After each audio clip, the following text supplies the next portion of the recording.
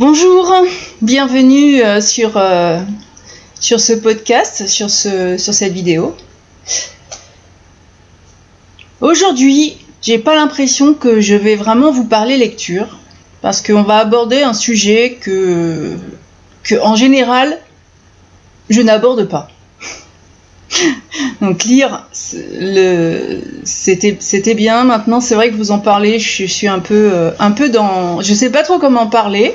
Alors, je vais le faire comme ça vient, me disant que de toute façon, d'un côté ou de l'autre, on a toujours qui se rend pas compte. On fait comme ça. Parce qu'en fait, Alors, je vais vous présenter Corpus X. Voilà. L'auteur avait déjà écrit La démocratie et après, que je n'ai pas lu. Parce que j'ai vu qu'il l'avait écrit 3... Mais j'ai pas fait attention à ce qu'était le premier et j'ai pas lu. Je le découvre vraiment avec Corpus X. C'est Frédéric Bischoff et c'est Publishroom. Alors dessus c'est écrit roman. Est-ce un roman vraiment ? Pour moi c'est un peu particulier parce que le sujet est politique et qu'en fait c'est introduit d'une manière un peu spéciale. C'est un dossier qui est parvenu aux éditions La Collinière, c'est tout mignon, à Montréal, dans lequel c'est un dossier donc dans lequel il y a classé de façon chronologique 5 années de faits de société et de vie politique française. Mais ça a été déposé à Montréal.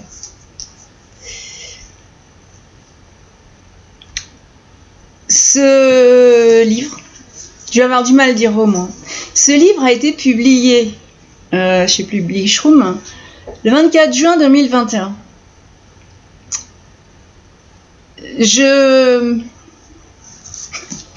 Rien que là déjà. Je vais vous dire, je l'ai lu en 3 fois pour laisser le temps à mes neurones d'encaisser et d'analyser l'information ou disons ce que moi j'en interprétais. Et c'est vrai que j'ai essayé de me souvenir de ce qui se passait au moment où le livre est sorti, sachant que il est sorti en juin, il fallait aussi le temps de l'écrire. Et il a été écrit dans une situation un peu spéciale en France. Voilà. Parce que, en fait, en juin 2021, on était déjà en état d'urgence. Et il y avait des textes. Enfin, c'est vrai que si on se souvient de la situation à l'époque, ça n'en finissait pas. D'ailleurs, c'est pas le sujet, mais on n'a pas l'impression que ça s'est bien amélioré. Donc la vie politique française, c'est un sujet difficile. Il l'a toujours été. Mais bon. Ces documents, là, sont donc publiés sous forme effectivement d'un roman, d'une dystopie. Voilà, donc le futur très, très possible. Et moi, je le lis que maintenant, en février 2022. Voilà, et je trouve que c'est pour ça que j'ai du mal à parler de roman, j'ai du mal à parler de dystopie, parce que c'est tellement plausible que je me suis amusée pour certains des protagonistes à l'intérieur à remplacer leurs noms par les noms de ceux que vous pouvez voir très certainement dans les médias. Je dis ça parce que j'ai pas donc... Et des fois, Je me suis même dit que ça ressemblait à une prophétie. Bon, après, Frédéric Bishop est quelqu'un qui est diplômé de Sciences Po Paris et il a rien d'un prophète, hein, voilà. Même si il œuvre aujourd'hui dans des domaines bien différents de ce qu'il a fait pendant des années, je crois pas qu'il fasse de prophétie. Mais c'est vrai que pour une autre raison, je veux bien vous l'expliquer après, je me demande aussi ce qui s'est passé en 2016.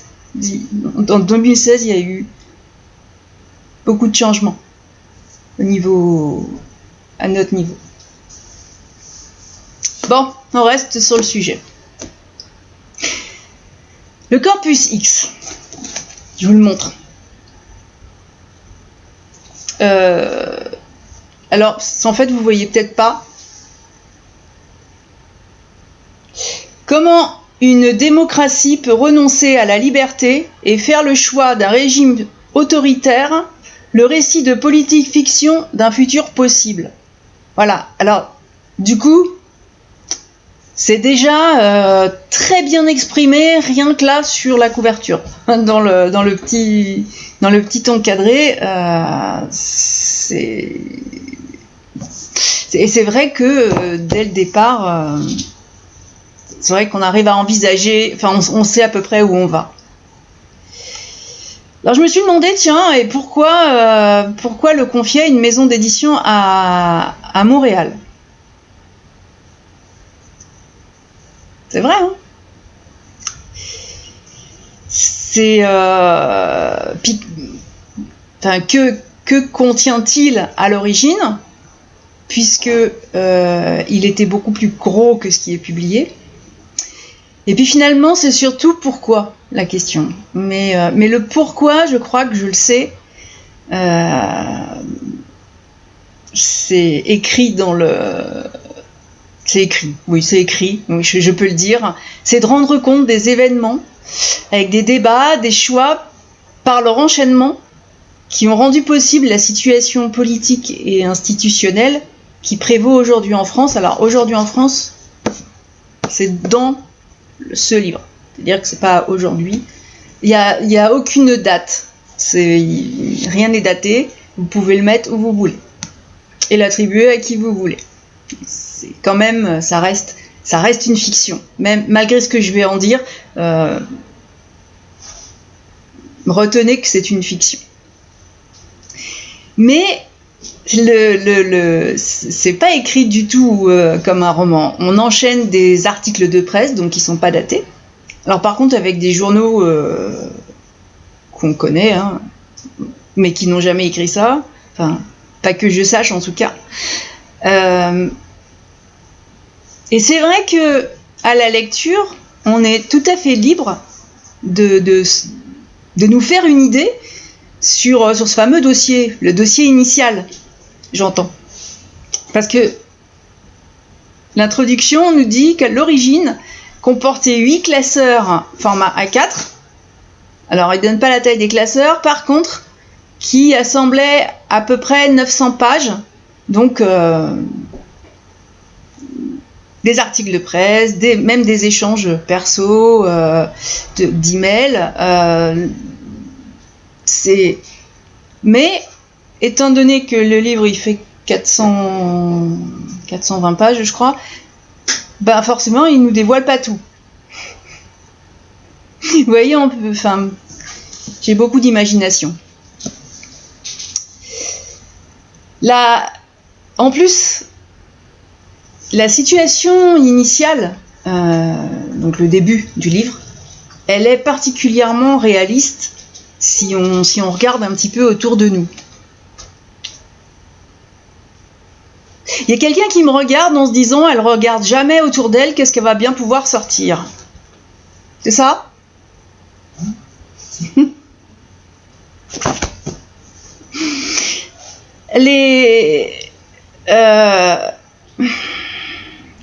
Je pense qu'on va continuer à parler du roman et qu'on parlera de ça plus tard. Les premiers articles donnent une vision de la situation sociale, politique, financière,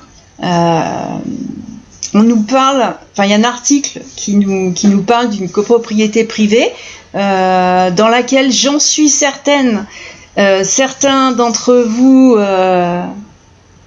rêveraient de vivre, moi pas du tout. Donc vous voyez déjà c'est parce que ça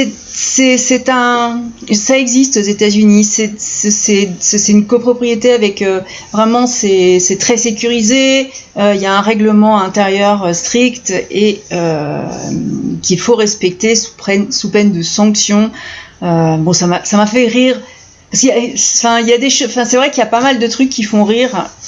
L'auteur a mis de l'humour et ça vaut mieux sur un sujet comme ça. Ou alors je suis réceptive et c'est moi qui prend tout avec humour, j'en sais rien, mais c'est vrai que moi ça m'a fait rire, c'est que dans cette copropriété, si votre voiture elle est mal garée un certain nombre de fois de suite, et ben après, pendant une durée qui est prévue, vous laissez votre voiture dehors et vous rentrez à pied. Donc ça fait vraiment déjà sanction disciplinaire. J'ai un point de vue qui n'est pas du tout comme ça. C'est-à-dire que je ne vais pas aller garer ma voiture n'importe où, tout simplement par respect ou parce que voilà. J'ai pas besoin d'une sanction disciplinaire et c'est vrai que cette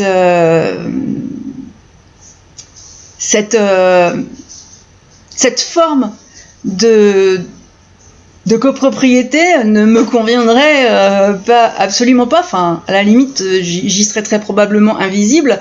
Mais bon, voir des personnes qu'on oblige parce qu'ils sont pas fichus de savoir où garer leur voiture, moi ça me dépasse. Mais si vous imaginez même pas. Alors donc ça c'était pour cette fameuse, parce que la copropriété j'en parle parce qu'elle va revenir souvent dans les articles de presse, c'est l'exemple qui est pris. Alors on a aussi une vision de la société avec les antisystèmes. Les antisystèmes, par rapport à ceux d'aujourd'hui, ils ont quand même fait un grand pas en avant. Là on voit que c'est futuriste. Parce que visiblement, ils font pas une manif en déposant alors on va aller de telle rue, à telle date, à telle heure. Non, là, ils font vraiment des opérations coup de poing qui déstabilisent tellement les services de police que la sécurité, enfin, que c'est difficile d'être en sécurité et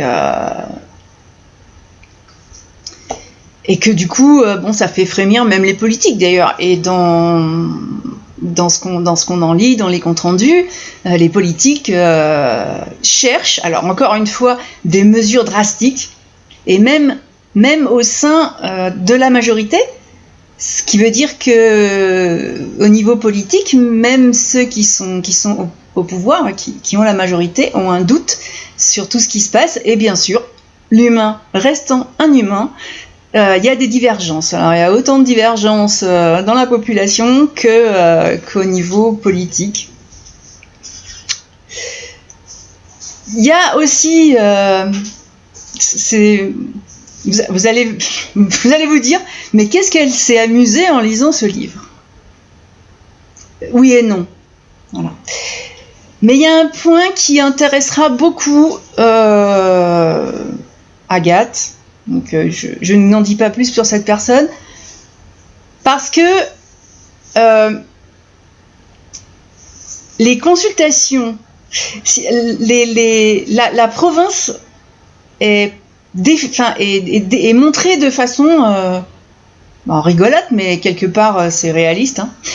Donc en fait, dans les déserts médicaux, les consultations vidéo vont devenir la consultation classique, voilà, puisque on considère que la priorité se joue sur l'avenir des villes, parce que les agglomérations ont un groupement de population quand même très important, donc les épidémies évidemment, hein, plus on est, plus on sème. Donc les épidémies courent plus vite. En ville, il n'y a pas des ressources agricoles exceptionnelles, pour pas dire qu'il n'y en a pas. Elles sont fournies en général par le monde agricole de l'extérieur. Et là, il se pose quand même la question des bouches à nourrir. C'est une bonne question, parce que c'est vrai que notre population augmente. Donc, l'urgence politique, c'est de choyer ces 80% d'électeurs citoyens, citadins. Ce qui veut dire qu'en fait, les autres 20%, ils sont... alors ça, c'est une réalité, puisque c'est un journal qui en a parlé, et je suis en plein dedans, dans la diagonale du vide. C'est pour ça que je m'amuse, parce que c'est cette fameuse Agathe qui en a parlé. Donc dans un monde où le hasard, j'y crois pas beaucoup, et ce roman tombe entre les mains d'une Ardéchoise dont le village est même pas sur les GPS, je crois, enfin, pas depuis longtemps, enfin, où on peint pas les rues, enfin, on n'a même pas de numéro. C'est donc pour moi jusque-là, je vois juste une situation bien réelle, et c'est bien tout l'intérêt de ce qui va suivre.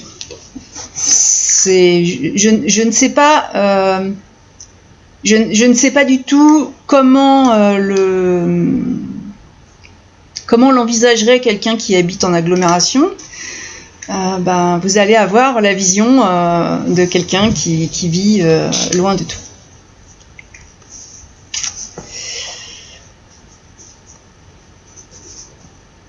J'ai remarqué aussi une chose, c'est que les personnalités politiques ont un peu tendance à tous utiliser, apparemment le reste leur suffit pas. Ils écrivent tous un bouquin, ou ils le font écrire par quelqu'un, j'en sais rien, mais en tout cas, ils sortent tous un bouquin. Et là, on va pas échapper à la règle, hein. Il y a une personnalité qui se détache, parce que elle sort un bouquin avec un résumé qui est extrêmement vendeur. C'est comment repenser l'équilibre entre sécurité et liberté dans un monde contemporain. Et la question posée, c'est le contrôle des populations peut-il protéger leur liberté ou bien la menace-t-il ? Voilà. Les nouvelles technologies sont-elles une solution ou font-elles partie du problème ? Son livre interpelle tellement, donc elle se nomme Elisabeth da Silva. C'est une femme qui est très ambitieuse, parce que quand même elle se propose de redéfinir le mot liberté, hein, et de reformuler aussi le concept de liberté individuelle, de citoyenneté. Après, on me fait rire parce que je crois que la citoyenneté, elle a déjà été redéfinie il y a quelques jours ou semaines par notre actuel président.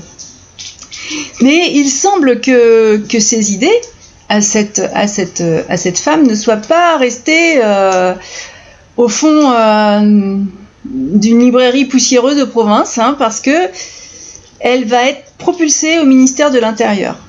Donc, visiblement, ces idées ont quand même interpellé pas mal de monde. Là, je trouve que la fiction dépasse la réalité, parce que c'est vrai que il existe en France une application numérique que le gouvernement a sorti le 2 juin 2020. Et du coup,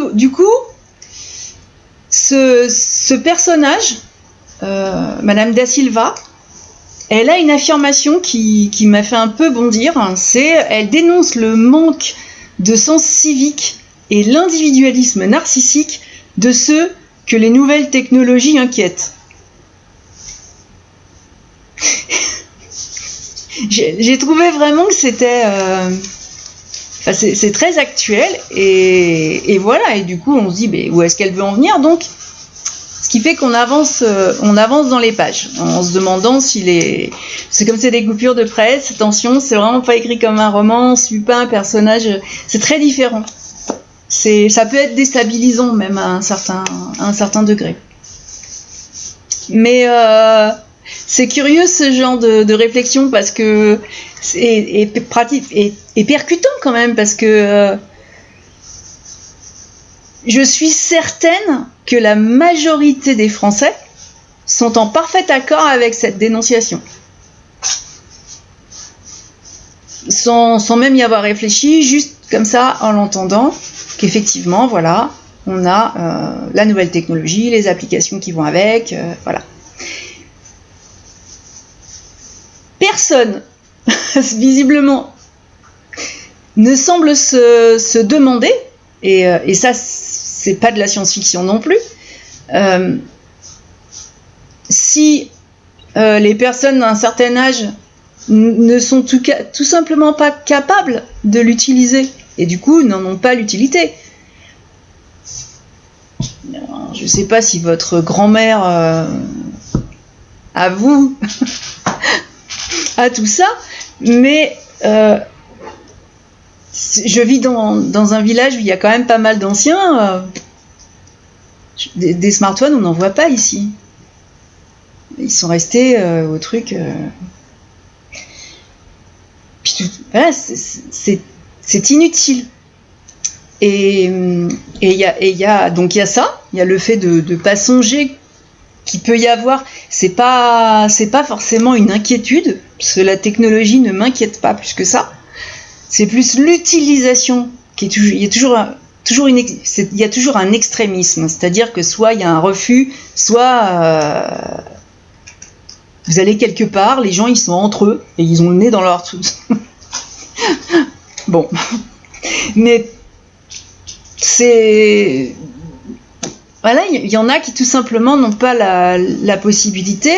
C'est quand même un matériel polluant qui a un certain prix aussi. Et puis, par exemple, parce que vous allez dire, je suis pas vieille au point de pas être capable. La preuve, j'ai Internet, je tourne des vidéos. Non, effectivement. Mais par contre, à mon niveau, c'est totalement inutile. Parce que j'exerce une profession et des activités qui sont en pleine nature et dans des coins, des fois, franchement, il faudrait... Enfin, vous me retrouveriez pas. Il n'y a pas d'antenne relais. Ça coûte aussi aux fournisseurs de mettre des antennes relais. Ils vont pas mettre des antennes relais pour les chevreuils et les sangliers. Donc c'est vrai que pour moi, il y a toujours quelque chose qui n'est pas pris en ligne de considération. Et pourtant, on balance deux lignes comme ça, donc une phrase, et elle semble d'une évidence extraordinaire. Donc oui.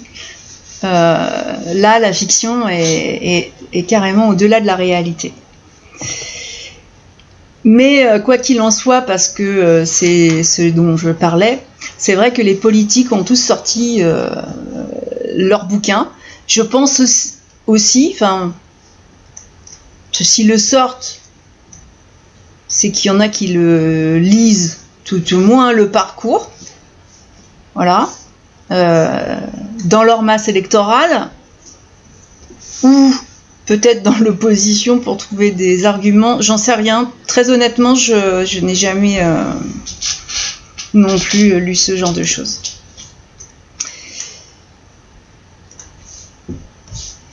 Je vous invite vraiment à découvrir Corpus X. C'est...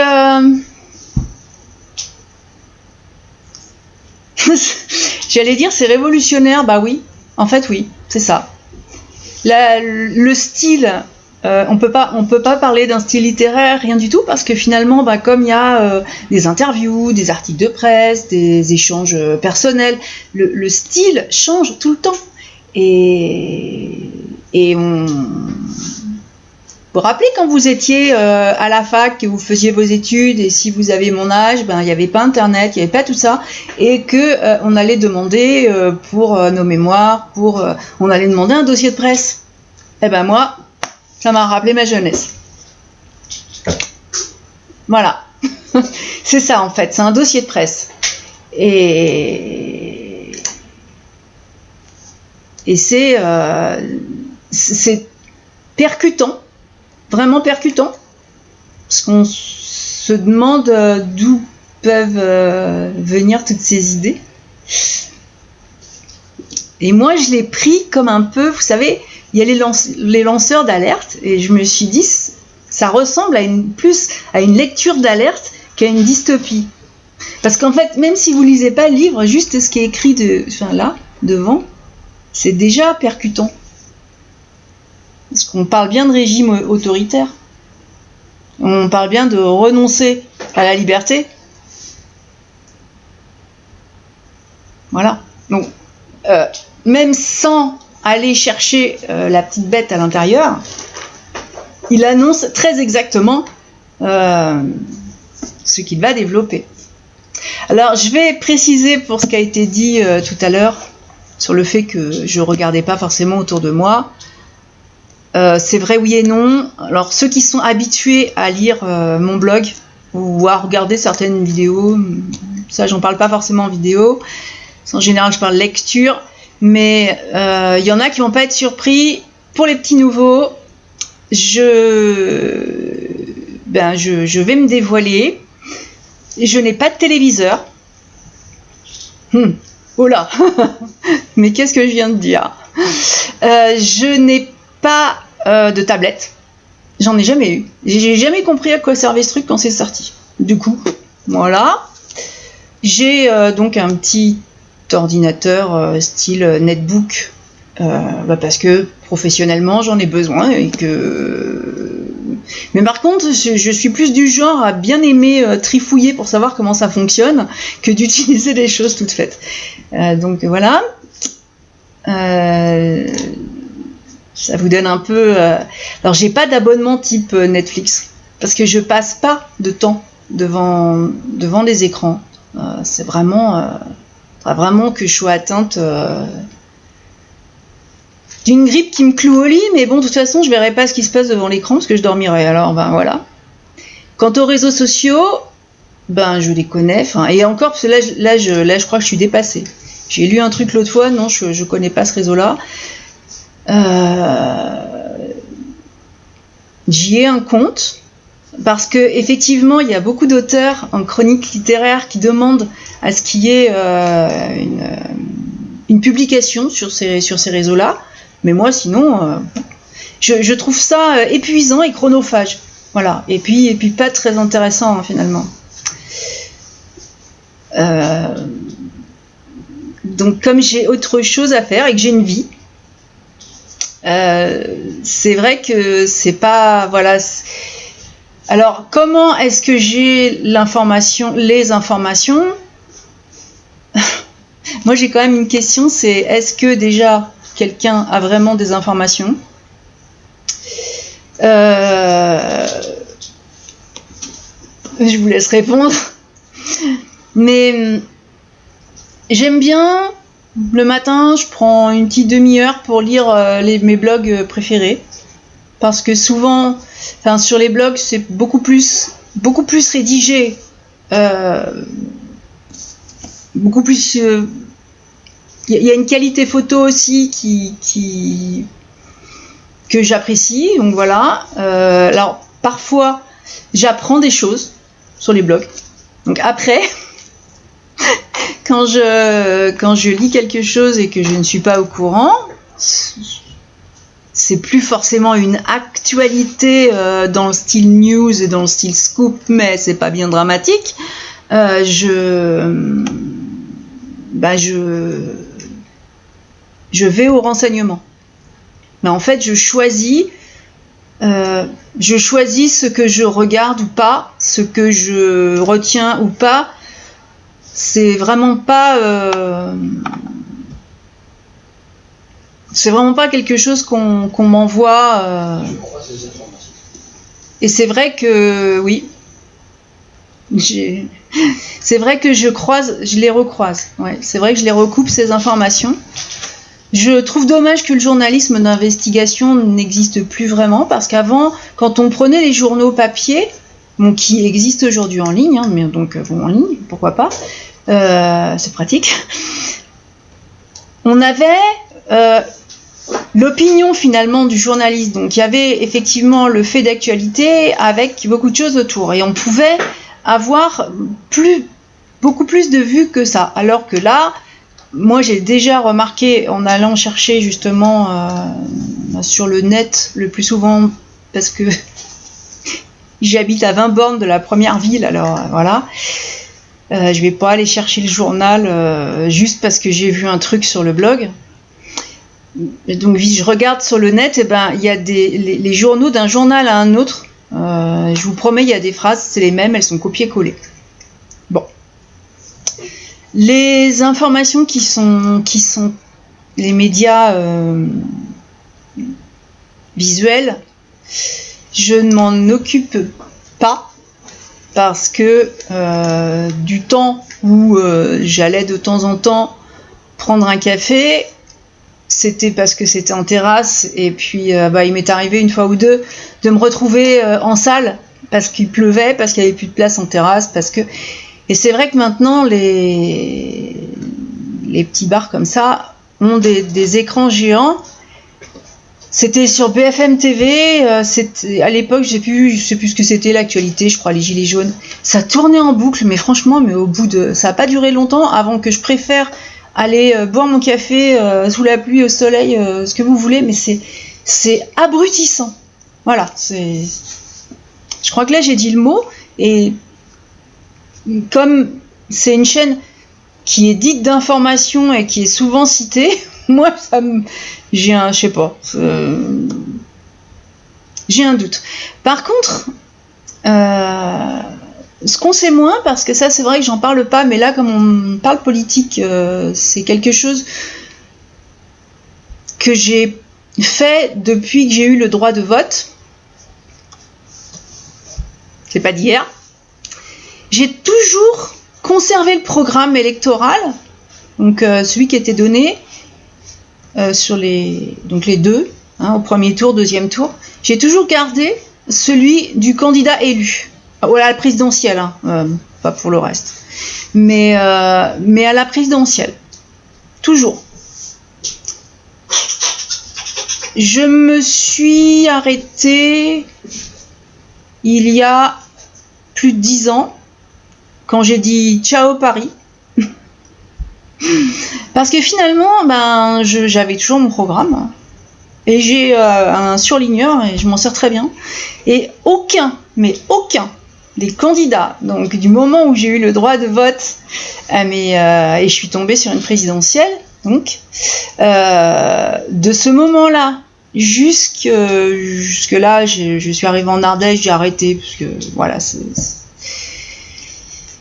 je crois que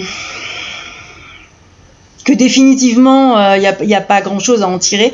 Il n'y en a aucun qui a respecté ce qu'il y avait dans le programme. Voire même, il y en a qui ont osé dire... parce qu'à l'époque, il y avait une télé chez moi. Il y en a qui ont osé dire que non, qu'ils n'avaient jamais parlé de ce genre de proposition. Alors bon, voilà, au bout d'un moment, c'est vrai qu'on se lasse. J'ai dit adieu Paris, et j'ai changé aussi ma vie, et n'empêche que je préfère encore la diagonale du vide. Et Corpus X, je l'ai lu en 3 fois justement, donc pour laisser le temps, parce qu'on peut pas faire action-réaction, c'est souvent ce qui est fait dans les médias, ils inondent, donc on n'a pas trop le temps de réfléchir. Là, je l'ai lu pas par année, mais j'ai à peu près divisé en 3, en ayant une autre lecture au milieu, parce que ça marque. Je l'ai dit, l'écriture, elle est il y a des passages qui sont percutants, il y a des passages qui vont vous renvoyer à quelque chose. On peut pas rester, on peut pas s'en foutre. Je crois pas. Je pense pas le lire comme ça en disant ouais bon, c'est un, comment on dit maintenant? Comment on dit? Ceux qui croient pas ou qui...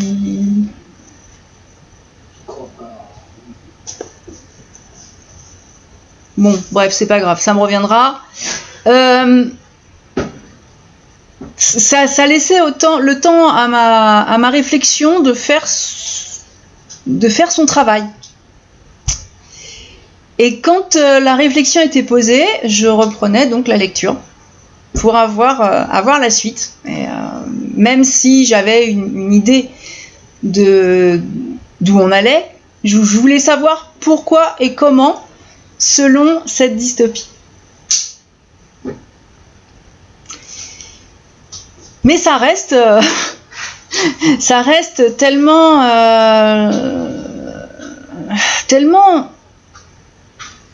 c'est des sujets qu'on entend, même moi qui n'ai pas envie du tout d'entendre tout ça, eh ben je l'entends parce que je croise quelqu'un, je lui dis bonjour, ah tu sais quoi, je veux pas le savoir mais c'est pas grave, il vous le dit quand même, et donc c'est marquant et je trouve très actuel, très réaliste, très effrayant. Et c'est un terme vulgaire, lanceur d'alerte, mais c'est vrai que c'est plus une base de réflexion, quelque chose qui serait vraiment à lire avant de voter. Mais enfin, il aurait fallu sortir il y a longtemps. Et moi, c'est vrai que j'ai envie de dire, lisez-le et après on va en reparler. Vous allez voir que chaque lecteur en sortira quelque chose de différent, une interprétation différente. Oui, alors, on les appelle les complotistes. Donc en fait, oui, voilà, ça fait un peu complotiste. Non, moi je l'ai pas appris comme ça, et c'est vrai que ce serait plus quelque chose, surtout quand on connaît un petit peu le résumé de la biographie de l'auteur, ça reste un point de vue qui est futuriste, même si je trouve pas tant que ça, qui est intéressant à réfléchir. S'il se présente, je serais intéressée. Mais apparemment, c'est pas d'actualité. Donc comme je vous l'ai dit, c'est vrai que j'ai pas lu un roman, mais c'est une suite de documents, donc articles de presse, il y a des échanges. Mais en fait, rien n'est hasardeux. C'est vrai qu'au départ, il y a des échanges que j'ai pris comme ça, comme des trucs entre potes, mais non, tout a une importance dans le déroulement. Et il y a un moment où je me suis demandé si c'était pas des originaux qui auraient été remaniés à la sauce dystopie, parce qu'il y a quelque chose qui m'a vraiment percuté, et je vais vous en faire la lecture si vous voulez bien, parce que je vois pas comment l'expliquer d'autre. Aujourd'hui, au-delà de la valeur du contenu, un point de vue est intéressant s'il colle à une attente supposée du public, s'il est d'un format suffisamment condensé pour être facilement diffusé, s'il est suffisamment accrocheur pour attirer l'œil. La pensée devient un produit marketé, formaté et consommé comme un autre. On nous sert des idées comme on nous vend du dentifrice.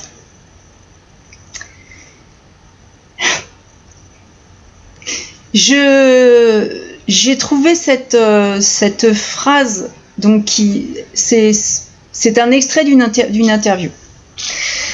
Je l'ai trouvée très percutante, j'ai trouvé dans le coup du dentifrice très marrant. Mais c'est terriblement vrai. Pour moi, c'est terriblement vrai. Par contre, je me suis fait une remarque. Parce que c'est ce qu'il écrit, hein, donc. Eh ben,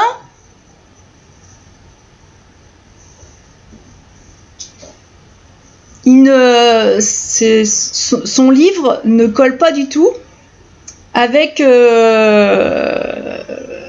justement avec l'attente, et je trouve ça très curieux. Voilà.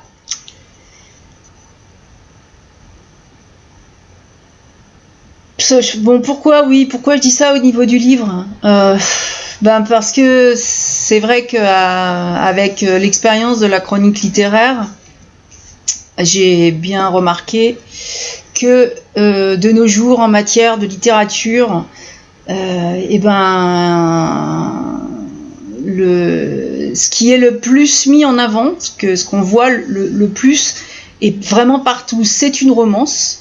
Alors après, il y en a de toutes les sortes, hein. De moins de 200 pages, qui ne demandent pas trop d'efforts intellectuels. Et je pense du coup pas que ce livre soit en tête de gondole ou que ce soit. Parce que c'est pas vraiment... ça correspond pas du tout à la description que je viens de vous donner. Il a beaucoup plus de 200 pages. Il n'y a pas de romance du tout. Voilà, pas du tout. Et ça demande un effort quand même intellectuel. Justement, par le changement de style. Du type revue de presse. C'est vrai qu'on passe d'un style de langage à un autre. Et que, la suite est logique, mais sans transition. Un article de presse, une interview, un truc, donc ça demande quand même, un effort intellectuel. L'auteur me dira peut-être, hein, je sais pas, mais moi personnellement, en général, c'est vrai qu'on nous demande notre avis sur le livre, j'aime pas. Je peux pas vous dire du tout j'aime ce livre ou j'aime pas ce livre. C'est un peu plus profond. Je trouve que moi, il y a la perspicacité qui m'amuse énormément, mais par contre, si je le prends d'un point de vue psychologique, je trouve que la trame pourrait être très effrayante. Parce que le lectorat, s'il n'a pas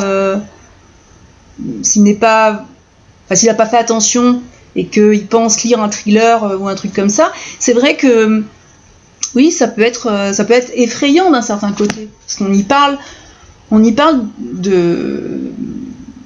d'un régime autoritaire. Ce qui veut bien dire ce que ça veut dire. Donc, je peux pas dire j'aime ou j'aime pas. Moi, j'ai apprécié le fait de pouvoir le lire comme ça, en prenant mon temps et d'y réfléchir. Je ne vous ferai pas part du tout de ma réflexion personnelle. C'est pas le but. Mais c'est vrai que ça manque peut-être parfois. J'ai vu qu'il y avait un commentaire qui disait à lire avant d'aller voter, et j'ai trouvé ça aussi très pertinent. Mais j'aurais pu l'offrir, bon là ça va être un peu du juste, mais beaucoup d'entre nous iront voter le 10 avril 2022. J'ai réalisé d'ailleurs que c'était demain, pratiquement. Et bon, il se trouve que je l'ai lu et que en faisant, je sais plus ce que je cherchais. Je recherchais une date précise, j'avais pas le jour, et donc dans le moteur de recherche, ce que j'ai vu en tout premier, c'est des sondages. Voilà, c'est vraiment de la prophétie. Pour le coup, c'est des sondages. Alors moi, je m'arrête pas là-dessus, mais et puis surtout pas d'ailleurs. Mais je sais parfaitement que s'ils se donnent tous mal pour que leur truc soit en tête, taper sur le moteur de recherche, moi pour avoir ce qui m'intéresse, je suis obligée d'aller à la 3e page. Parce qu'il y a tout ça, là, pile devant, et on vous dit déjà qui sera au 2e tour. Waouh. Moi, je sais pas déjà si je vais aller voter. Dans le cas où je ne sais pas pour qui, donc comment un institut quel qu'il soit pourrait savoir avant moi ce que je peux faire?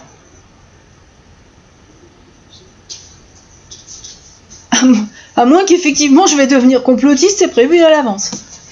Mais je me suis dit, j'aurais pu l'offrir.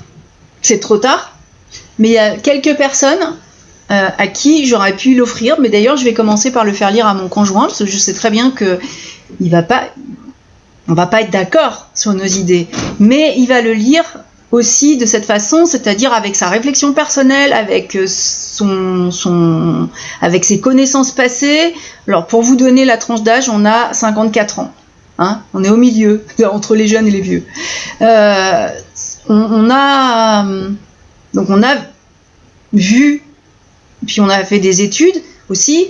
Donc on a aussi étudié l'histoire. Moi je trouve que en France, alors c'est peut-être pareil dans d'autres pays, mais en France on a la mémoire courte. Et quand je souhaite avoir des articles qui soient plus pertinents sur la politique et le social de la France, je vais être très honnête, je prends la presse étrangère, notamment le Times. Après, il y en a d'autres. Voilà, ça va varier en fonction du sujet, mais c'est pas sur les journaux français que j'ai l'information. L'autre fois, j'étais en discussion avec quelqu'un en Belgique, et ce quelqu'un en Belgique m'a appris un truc sur ce qui était en train de se passer en France. Voilà, c'est parce que lui écoutait la radio. Moi, je trouve ça très, très, très, très amusant d'un côté. D'un autre côté, est-ce que tout le monde va avoir cette façon de réagir? Malheureusement, non. Mais je me dis que la lecture de Corpus X peut laisser quand même à chaque lecteur cette fameuse possibilité de réflexion et de se forger une opinion qui... Grâce à des connaissances, parce qu'une opinion, ça reste une opinion, et la connaissance, après, c'est autre chose. Et du coup, les connaissances, on peut aller les piocher librement sur des médias choisis, sur des... Voilà, donc effectivement, recroiser, recouper, tiens, qu'est-ce qu'en pense lui, qu'est-ce qu'en pense... Et là, on peut avoir une opinion qui est à nous. Après, il n'y a pas de vérité, on est d'accord. Mais c'est se forger vraiment une opinion par rapport à des connaissances. Et ma fréquentation des réseaux sociaux est plus que faible. Et quand je me connecte par exemple, pour parler d'un livre ou quelque chose comme ça, j'ai malheureusement, comme tout le monde, le fil d'actualité que je vire très rapidement parce que on va vous dire sur ce réseau pour qui il faut aller voter. Hein. Donc il y en a qui ont des opinions et c'est ce que quand j'étais en terminale on appelait une affirmation gratuite, c'est-à-dire non argumentée. Et je trouve ça dommage parce que c'est sûr. Je pense que vu ce qu'il a fait dans sa vie, il n'a pas besoin d'être un prophète. Voilà. Donc si je vous ai mis tous les liens, vous n'avez aucun prétexte. Pour ceux qui veulent vraiment se forger cette opinion et torturer un peu leurs neurones, allez dans votre librairie si vous avez ça à côté de chez vous et qui sont rapides à la commande parce que j'ai un doute sur le fait qu'il est en stock. Moi, j'ai pas, par contre, non, alors j'ai pas, mais je vous ai mis un lien d'achat qui est critiquable, mais n'empêche que moi, ils peuvent me livrer même là où il n'y a pas d'antenne relais. Mais je vous ai mis surtout parce que la maison d'auto-édition Publishroom vous propose tous les endroits où vous pouvez commander. Et donc être livré, je pense, assez rapidement. Voilà. Donc là, c'est pareil, vous voyez, là-dessus, on peut avoir une opinion. Moi, j'essaye de rester libre et ouverte, et à chacun son choix. Et je crois que c'est ce qui va, avec le temps, manquer de plus en plus, et pas que dans ce pays, particulièrement. Voilà. D'où mon retrait progressif, mais certain, de la société, sans aller ni manifester, ni rien de tout ça. Bon, ben j'ai réussi quand même à vous parler d'un sujet que j'aime pas développer. C'est pas mal. J'espère que je vous ai pas trop enquiquiné, que vous avez compris l'intérêt du livre, parce que c'est surtout ça en fait. C'est ça le but de cette vidéo. J'ai rédigé aussi une chronique sur le blog. Un rédactionnel vous laissera plus le temps de réflexion peut-être qu'un visuel. Et sinon, il y a aussi uniquement l'audio. Voilà.